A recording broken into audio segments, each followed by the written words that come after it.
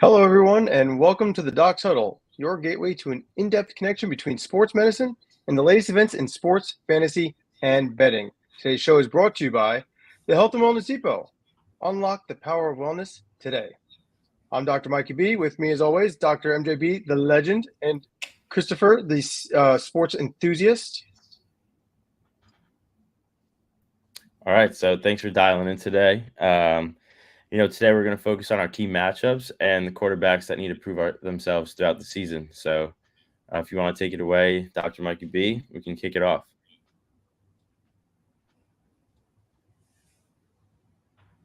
So, I'm looking in the schedule. I had some thoughts on a couple of different key matchups. I think week one, they did pretty well this year. First and foremost, the first game of the season, very exciting. So I'm going to go with one of the most intriguing matchups, I think, because I think this is one that everyone, aside from those in Kansas City, I felt were really, really hoping that Lamar would get his opportunity.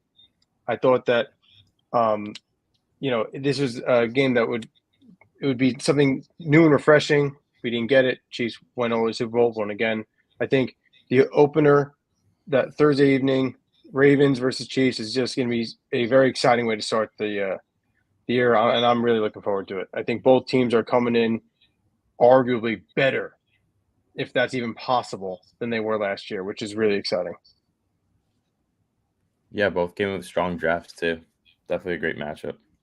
That's what I mean. I just think that it's going to be, that whatever small holes they might have had, they filled them up. They're ready to go. I'm looking forward to it. Yeah, I think that's going to be a great game. I think it's going to be very telling for the Ravens because the Chiefs, they've already proven themselves. They've gotten Super Bowl rings, like they've done it all. I think for the Ravens, you have those games early on in the season where you pay up against a Super Bowl champ, and if you lose, it can really dictate how your season goes. I think the Ravens could fall into that trap if they lose this game. So, but very exciting game. Like that's probably one of the games to watch week one. So I'm excited for that. Yeah, I agree. I mean, and I know it sounds super basic, but yeah, I'm pretty hyped about it. Now, my second favorite game, like early on, is also in week one. I wouldn't even say it's the matchup that gets me excited. Okay, let's just talk about this game really quick.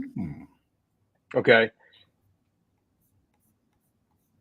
Last year, the opener was at home, Aaron Rodgers, the New York Jets. All these changes were made. He's the savior. Very exciting. Doesn't even make it one full drive and tears his Achilles. So what does the NFL do? They make him play Monday night in prime time on his first game back after blowing out his Achilles. First game of season, Monday night last year. I mean, thank goodness this is an away game. I mean, it would be even worse if they made it at home again and make him literally relive that exact start all over again. I just think it's ridiculous. Very intriguing. Everyone is going to be – I think that this one, so many eyes are going to be on just to see, like, what does he look like? I'm very excited. I'm rooting for him. Obviously we're guys of science here. Loving what he did with his rehab with Elatrosh, which we can get into more detail in later shows, but really hoping that he has something to show for, his first game back. I actually like this game a lot because last year there was so much hype around the Jets prior to Aaron Rodgers getting hurt. So NFL was like, hey, you guys thought the Jets are going to be this great team coming out last year. Show us, show us week one. Let's have you play the 49ers and see what you're about. Like, why wait till week 10, week 11? Show us now.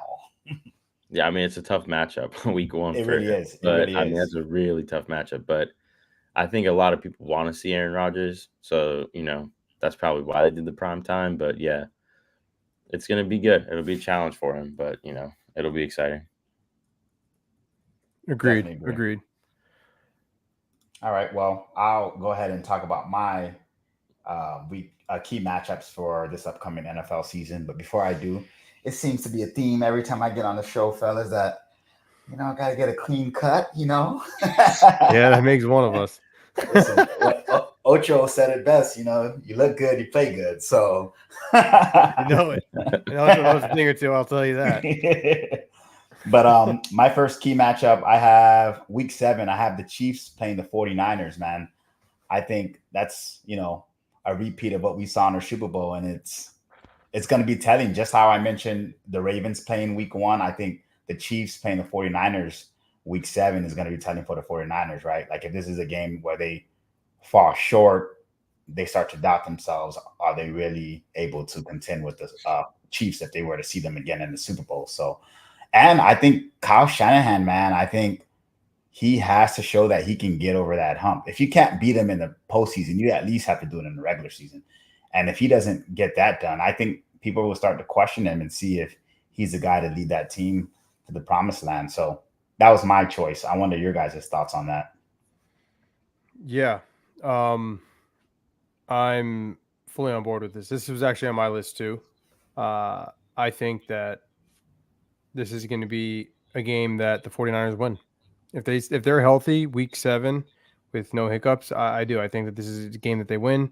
It's at home. Yeah, I just think that it's a great matchup, exciting game. Nothing more than that. Yeah, I mean, I think it's gonna be a tough game. I don't think it's gonna be an easy one. Come down to the wire. No. I didn't. No. But yeah, no, it's definitely an exciting game, and I get that. Yeah, Kyle Shanahan needs to prove that he can beat these teams even in the regular season, because he has that track record of kind of collapsing in the postseason. But yeah, it's a good opportunity for him to show what the 49ers are as a healthy team as well. And see Agree. So my next matchup is it's a key matchup. It's not a real flashy one, but I call this one Big Sexy, because this matchup here, you have two teams who are trending upward, young quarterbacks who show promise, great surrounding cast. Who takes a step forward, right? Is it going to be the Packers or is it going to be the Dolphins? So that's why I really, really enjoyed this pick. And it's on Thanksgiving weekend, so you get to feast away and enjoy some great football. So this had to be one of the picks. I love this. I absolutely love this pick. I agree. I think that, and I wasn't looking at this pick, but now that you bring it to my attention, yeah, I didn't realize how much I like it until now. We don't really know what the Dolphins are going to look like, but if they are a semblance of what they were last year, they're going to be in the same. They're going to be in the same like tier as the Packers, right? Like, this is going to be a very evenly matched team. I think with the Packers coming up, the Dolphins may have dropping a little bit. Hopefully not, because all three of us are, our second favorite team is the Dolphins.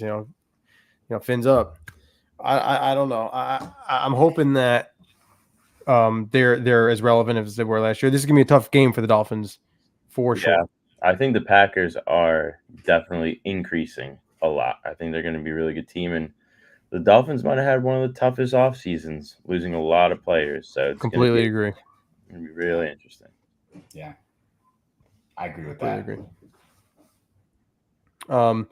So moving towards the end of the season, this one I liked a lot. Week 17, Christmas Day. All right.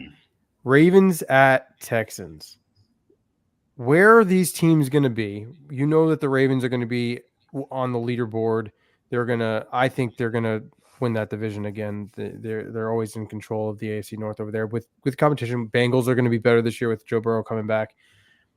So they're going to and then the Texans, Jaguars kind of fell apart at the end of the year. I think they're going to get themselves together. Sunshine, hopefully, will be doing better. They're going to be in a difficult division with the Texans, with the Colts also improving this offseason. So I think that this game is going to matter a lot for both of their individual scenarios within their division and for seeding in the playoffs. And I think that, assuming that the Texans weren't like a one-year wonder like the Giants were the year before, like I think this is something that's going to be a really exciting game. Like, this isn't going to be one that we're just like, oh, it's football, yay, on Christmas Day. I think like we're going to be like tuned in, like, you got to watch this game, you know? Yeah, I mean, I think both the teams, Ravens separately and Texans separately, are just going to be exciting all year. So it's going to make Yeah. a good competition. And, the Texans adding Stephon Diggs for CJ Stroud, I think that's going to be a huge boost for them.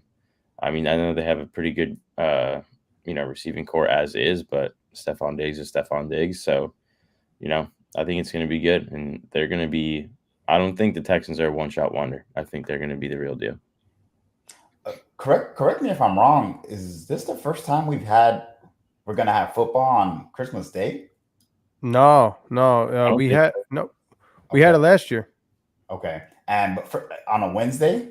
No, that's a first. That's got to be a first. Yeah, I was like, whoa, this is great. No. Yeah, first time, because normally Christmas, if it lands on the Sunday or on the Monday or Thursday, it is what it is. I have never seen this before. Also, it makes it exciting. Yeah, I love it. Usually, growing up, I just remember always watching basketball. It's always NBA. Christmas is NBA. So that's the NBA's nice. Day. Yeah, 100%. We won't speak on to why all of a sudden. Yeah, we know why. Yeah, no, you're right. I don't think we've ever had on a Wednesday. Last year was on a Monday, so that's interesting. Yeah, I like that. I like that a lot. Okay, so I'll go with my last key game for this upcoming NFL season. I'll keep it in week 17 and roll with this game here. Okay, we steadily have seen improvement with the Lions, which I'm enamored by them. Love their coach, love their entire staff. So I'm curious to see how they stack up. And this could be a game, right? If both teams are playing well all season, this could be a game for seeding. Bro, right? This is such an exciting game. And we both know, all three of us know how well having home field in the playoffs can mean a lot, especially in like the Lions case, So I'm curious to see where this can lead up to. But yeah, I'm hoping both teams have successful seasons, that this game is a meaningful game and can have a lot of playoff contention as to see what seeding one can be and their potential path to the Super Bowl. If the game is not exciting, complete letdown. Agreed. Complete letdown. Yeah. I'm really looking forward to that one.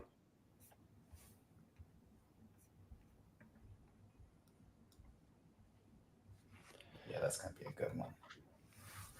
All right, so next we're going to have some thoughts on quarterbacks. So there are multiple quarterbacks in the league that are having a prove it year, in my opinion. I think we all share that opinion.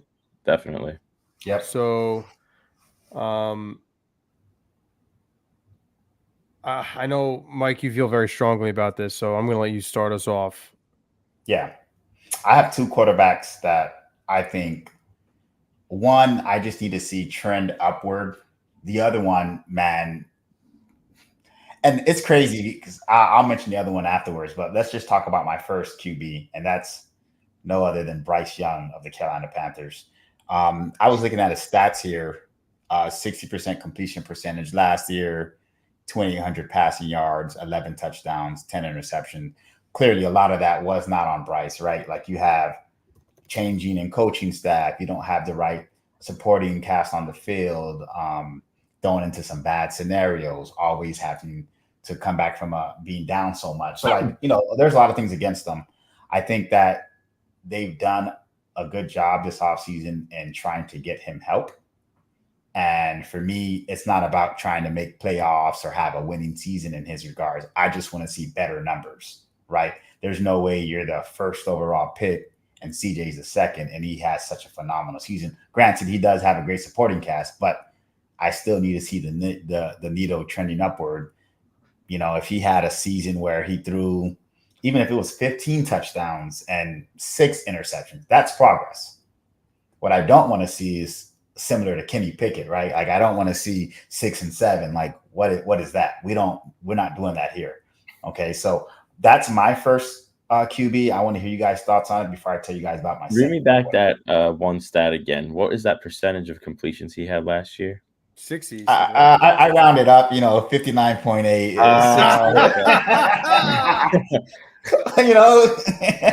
That's The reason why I called you out on that number is because, we all say CJ Stroud had an amazing season last year, and we all know he did.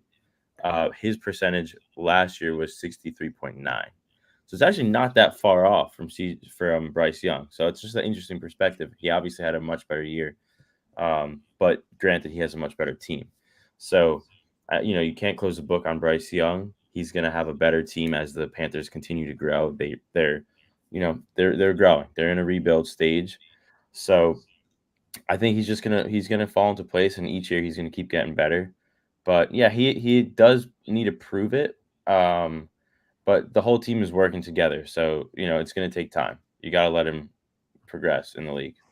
Yeah, I agree. 59 is pretty bad, dude. I didn't say it was good.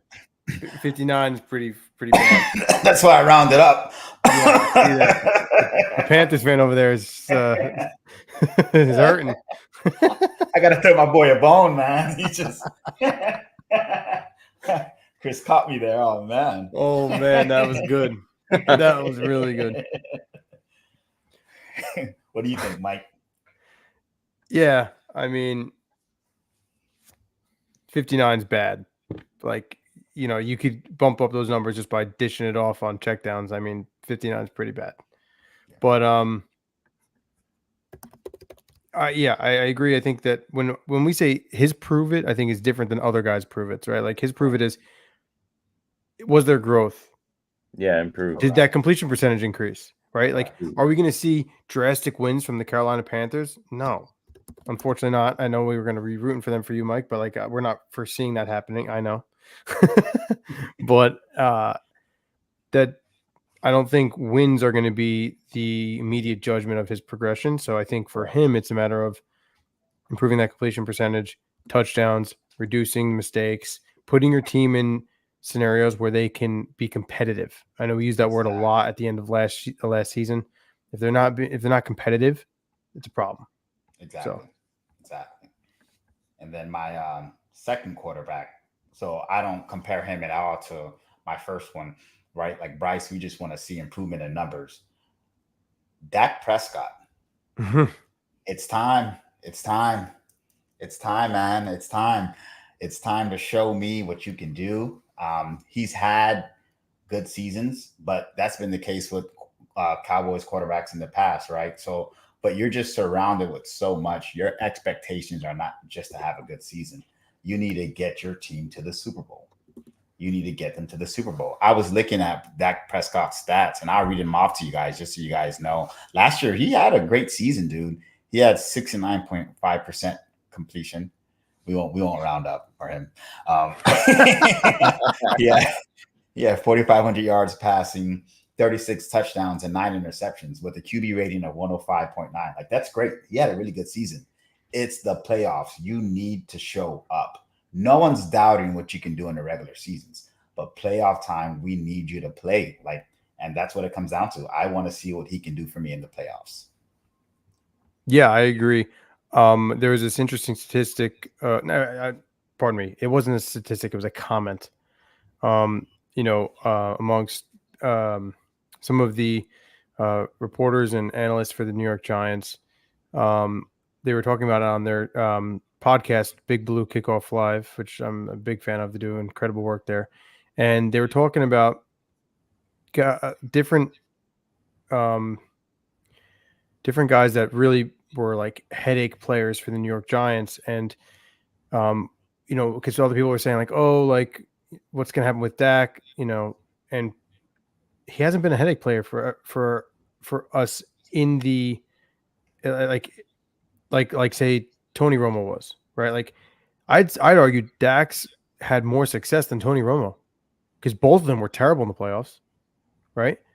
But who are we like? Oh, here we go. Got to deal with just like a Deshaun Jackson, giant killer, right? Like, so the reason why I even bring that up is like, right, the Giants are not everything, but I think that for all the success that Dak has had, and then it's not someone that you're like thinking, oh, great, we got to go play Dak Prescott. Like, he's got to elevate his game just that one next step. He's got the tools around him. Like, I mean, I certainly think that he's capable. I do. I think he's capable. I honestly don't know what happens. Like watching him play this season, like he was having an MVP caliber season, and then just what happened? Mhm. Like that game against the Packers, holy shit. Yeah. I don't even know what to say. Yeah. I agree. Yeah, I mean, Dak's got good stats, but yeah, it all comes down to the Cowboys in the postseason. Mhm. They always cave. So, I get that. Well, not just him, but the team and, of course, him being the quarterback definitely need to improve in the postseason. But it's a Cowboys curse, so we'll see what happens. Yeah, I agree. Before we move on past your quarterbacks, Mike, one of our viewers, Linda, she had sent us a message, and I think she brings up a fantastic question. Bryce Young versus Will Levis. Who is more likely to succeed if either of them are to succeed? I thought that was a fantastic question. That is a great question. Will Levis is good. I mean, Will Levis definitely. That's one way of putting it. Supporting cast alone, he has more help. Not to bias like Bryce, but I'm just saying I think immediate success or success this upcoming season, I'd give the nod to Will Levis because I think that he has more support. And he's shown in a few games that he can kind of take over, and I have yet to see that from Bryce. So like, I would give the nod to him. It's pretty wild because like when you're watching both those games, like you're watching Will Levis, you don't know what's going to happen. Like, I feel like I'm excited to see what he can do, what he's going to be capable of on the field. I didn't get that feeling once from Bryce, and I really hope that we start to get that because he was that. Was that at Alabama, right? So like, I need that. I want to feel that. Where is it? I know you know what I'm talking about. Like, where is that? As a Panthers fan, there's nights I just watch his highlights from Alabama, and I'm like, just please, where'd it go? Please. I'm praying. I just want a little bit of that. Like, I'm like, man, he was so good. What happened?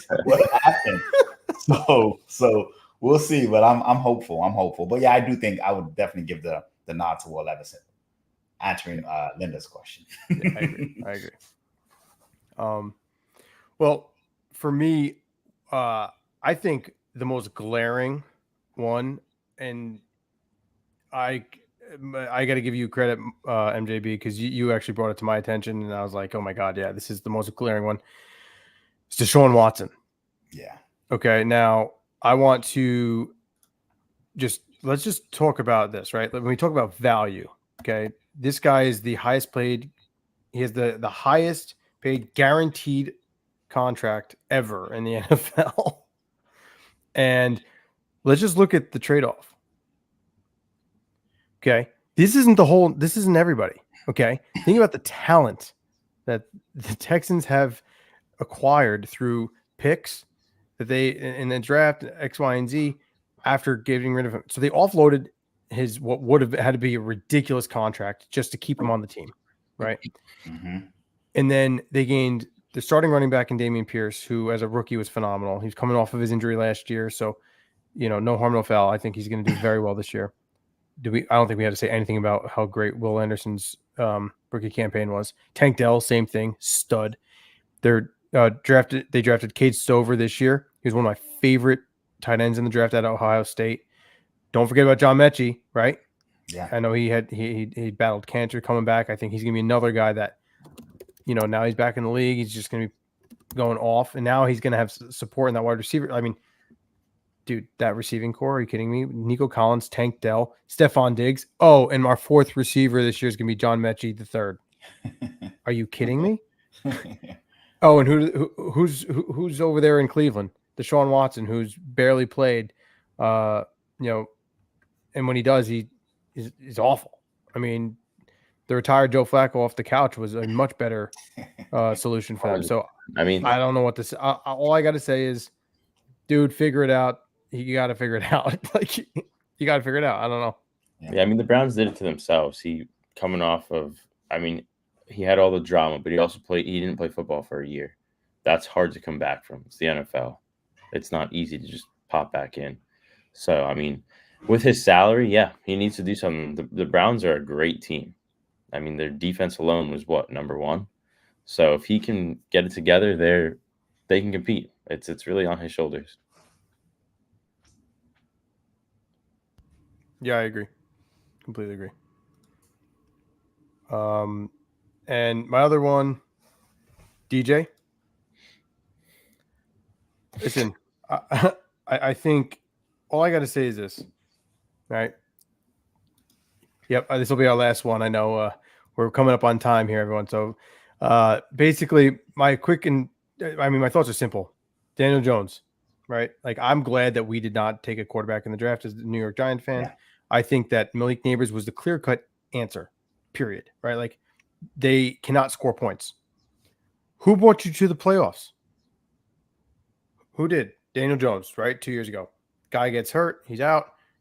Oh, no, we stink again, right? Like, I think at this point, if DJ can stay healthy, he's gonna have the best offensive line around him that he's had. He's gonna have the best weapons that he's had, minus Saquon, but he's gonna have a receiving core that's formidable. You know, our tight ends are okay. Could be really good if Darren Waller comes back. And not for nothing, but Devin Singletary's numbers were great. He's coming off a career season. So I think it can happen. Yeah, absolutely. I mean, I think a lot of the issue's been relying on Daniel Jones, and with the mixed up O line throughout the years, we have a new offensive line coach, a whole new depth of offensive linemen. Not saying they're going to be number one, but if they can become close to average of the pack for the year, I think Daniel Jones surprises a lot of fans that don't like him. I think he comes back to that year when we went to the playoffs and beat Minnesota. You could say it was a one-shot wonder, but like you said, he hasn't been healthy since then. So if he's healthy this year, it's going to be a whole different team with Malik Neighbors. No question about it. We're going to miss Saquon. But like you said, Devin Singletary hopefully will fill some of that gap. I'm not telling you he's going to be Saquon Barkley, but at least give us, a good offense. And he fits the offense. Brian Dable, Mike Kafka offense, the whole way they play, he fits it. So it's his time to prove himself. I agree. Yeah. Yeah, this is the year. And it wasn't me saying that, Mike, for that. It was saying based on what you wrote on the banner. It's time. Yes. Yeah. It is time. they're going to end up doing running back by committee. You can't replace a Saquon Barkley, but no, they gave him receivers and weapons. It's a passing league. So now with that at his arsenal, I think it'll allow Daniel Jones to flourish. So I'm curious to see how it goes. He should have a much better season than I mean, Malik Neighbors, incredible pick. The only other point that I'd like to put out there is I want to see more of Jalen Hyatt on the field as well. Yeah. Because he can really stretch the ball downfield. Put him on the field. Let's see what he can do too, because he didn't get enough playing time, in my opinion, last year. Agree. Yeah, I completely agree. So if you want to jump into one of my quarterbacks I have is Kirk Cousins. He signs a big deal with the Atlanta Falcons, 4-year deal, $180 million, $100 million is guaranteed. Rumor has it that he left the Vikings because the Vikings were interested in going after a quarterback in the draft. So he was interested in maybe testing out the market elsewhere. And then all of a sudden, boom, Michael Penix Jr. What the hell was that? So, Michael Penix Jr., he's 24 years old. If he were to sit, which I really highly doubt is going to be the case, but if he were to sit throughout Kirk Cousins' contract, that means he'd be 28, and then he'd be seeing playing time on the NFL field. But if Kirk Cousins wants to finish out that contract, he needs to prove himself. So, he is coming off an injury. He's going to probably take some time to fall back into place from that Achilles tear. But he is a player that needs to prove himself with some of the pressure now that they have a rookie quarterback that, they drafted him at, 8th overall? So that means they have confidence in him. You know what I mean? That means they love him. So he needs to prove himself. Want your guys' thoughts on that. But, he's got some time, but, he's got to play well so he doesn't lose his job, and eventually, who knows if they'll cut him down the line. But what do you guys think? I definitely agree.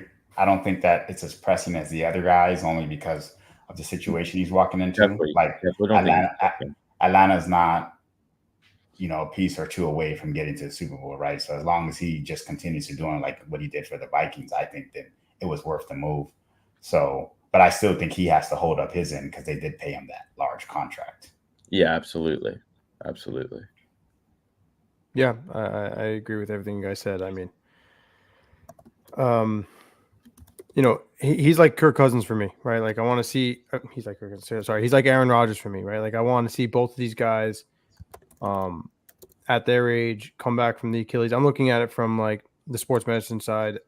I'm rooting for both of them because I think where we are with what we can do with that surgery and with that particular rehab, both of these guys have the capability of returning and playing at a high level.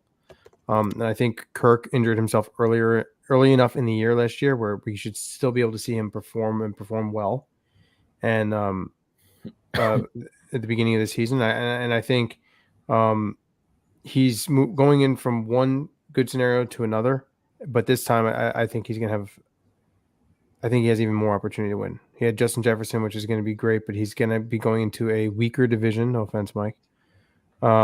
Where he can take the Falcons to win their division and go from there. I think so. Yeah, absolutely.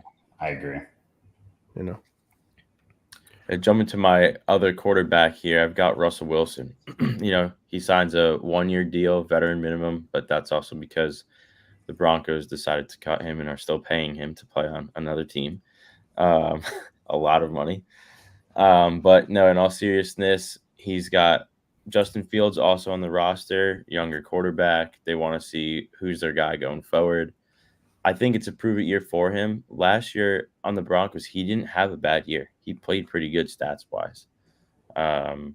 So if he can prove himself and maybe earn himself a deal with the Steelers to keep playing, I think it's his time, but he needs to prove himself to get that deal. Yeah, without question, he does. Yeah, I completely agree. I think it's an interesting scenario. Like this can go one of two ways. He balls out, and then either the Steelers or someone else pays him, and he gets another big contract, and he just extends his career for an X amount of years in the league. He sucks. He's going to be trying to get a backup job next year, at best. Yeah, I agree. I honestly don't think there's. I think it's one or the other. Yeah, no, absolutely. I agree on that front. Definitely. So lastly, in closing, I just wanted to we didn't get to talk much about some of the other sports we were going to talk about today. Quickly, with the update on Doc Sports betting, bet on Scotty Scheffler to win the PGA Championship, everyone. All right, we are big Scotty fans here after he was arrested this morning due to that traffic violation. He just played lights out over there in Kentucky. We think he's the surefire pick. He was in third last time I was able to look before getting on to our show today. So that's our surefire bet this weekend. So bet on Scotty. Go Scotty. And with that being said, thank you everyone for tuning into today's episode of the Doc Huddle. Remember, today's episode was brought to you by the Health and Wellness Depot. Unlock the power of wellness today. All right. I'm for Chris, Dr. MJB. I'm Dr. Mikey B. Take care. Thanks for joining.